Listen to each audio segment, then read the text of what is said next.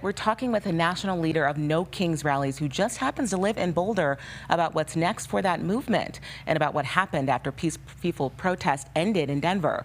We shared breaking news of this clash with police near Coors Field at 10 last night. Earlier Saturday, police say protesters threw rocks and bottles at officers at Spear and Colfax as demonstrators tried to get on the interstate. But protest organizers say those clashes were instigated by police. In all, DPD now says they arrested 35 people. Your reporter Sarah Horbakowitz talked with organizers for No King protests in Colorado and across the country. And Sarah, their focus is safety. Yeah, well, there were some clashes that we saw and arrests, like we just reported in Denver last night. Organizers say the large majority was peaceful. Local group 5051 says they train their volunteers and put out safe practices for participants, but it's still up to that individual protester. And as nationwide protests have continued to grow this year, organizers are planning for what's next. On Saturday, organizers estimate 13 million people marched across the U.S. protesting the current administration. May God bless America!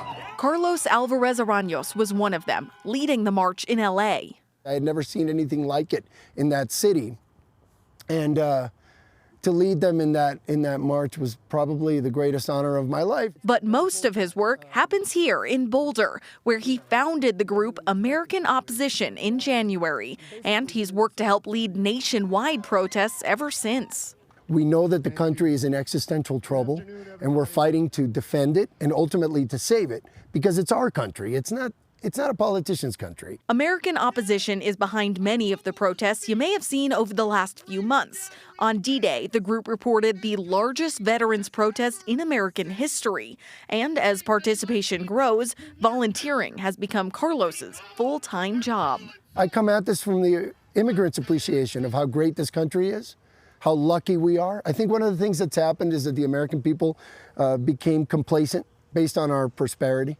And now we're remembering that this work, this protection, this democracy thing is a participatory event. We have to show up. Another protest group, Colorado's 5051, estimates close to 20,000 people showed up in Denver Saturday, led by Jennifer Bradley. I have the chance to stand up for somebody, and that is, to me, one of the biggest gifts, is to be able to lift someone up.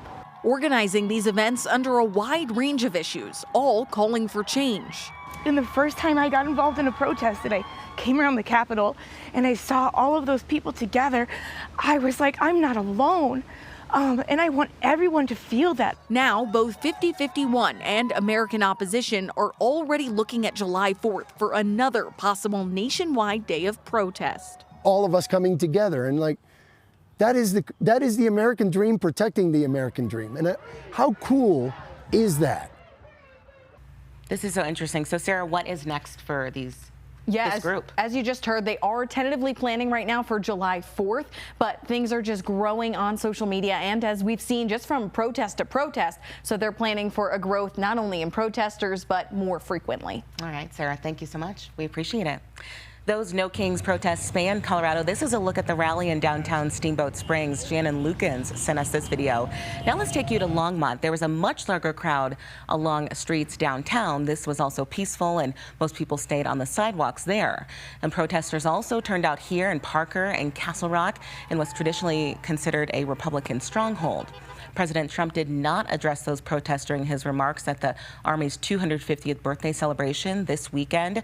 A show of force paraded through Washington, D.C. yesterday.